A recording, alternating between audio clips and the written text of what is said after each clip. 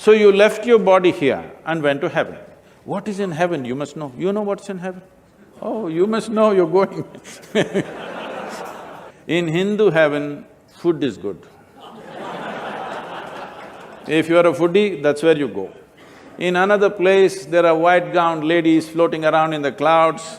If you like that kind of ambience, you go there. In another place, you'll encounter virgin problems. If that's what you're looking for, that's where you go. But one thing is, you left your body here and went to heaven. You don't have a body. What do you do with good food and virgins? Since sleep is kind of that, we can answer to this by considering what happens when you're sleeping.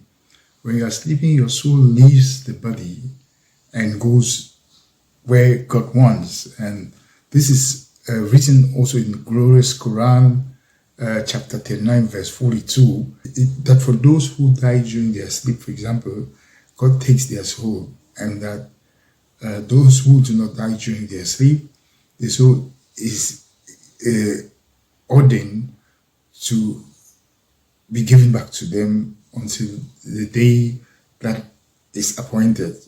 This is a sign that there is a similarity between deep sleep, when you are sleeping in the night, and death. So if there is a similarity between sleep and death, then you can consider what happens when the soul leaves the body. When the soul leaves the body, it is probable that it is similar to dreams. When you are dreaming, you can feel pain, you can feel joy, you can feel everything that a human being can feel when he's alive, awake. And you have left your body. So if you leave your body, you have nobody you can still feel from your soul. The only problem is that the explanation of the soul is quite difficult because, as it is said in the Quran, chapter 17, verse 85, God says, they ask you, O Prophet, about the soul.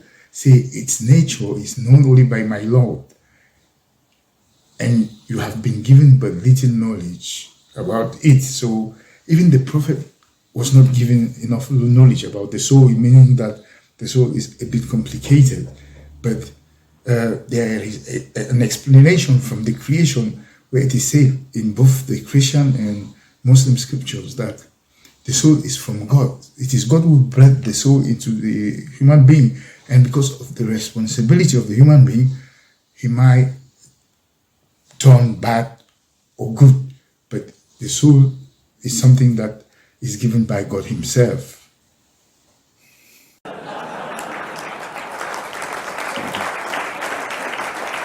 We believe that he was one of the mightiest messengers of Allah subhanahu wa ta'ala.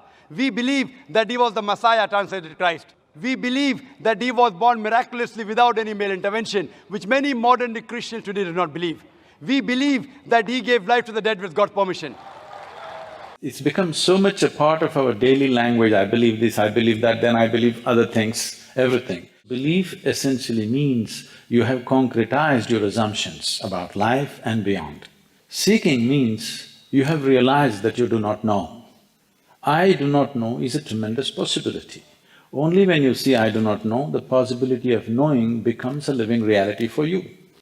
The belief in God, especially Islamic monotheism, is not just blind faith, but it is based on scriptural revelations that were backed by prophets. If you were to read the Quran, you will find out that it is said that you can only be a believer if you believe in the hereafter. So if you believe in the resurrection, without a belief in the resurrection, you cannot have the faith that is necessary to understand the revelations of the prophets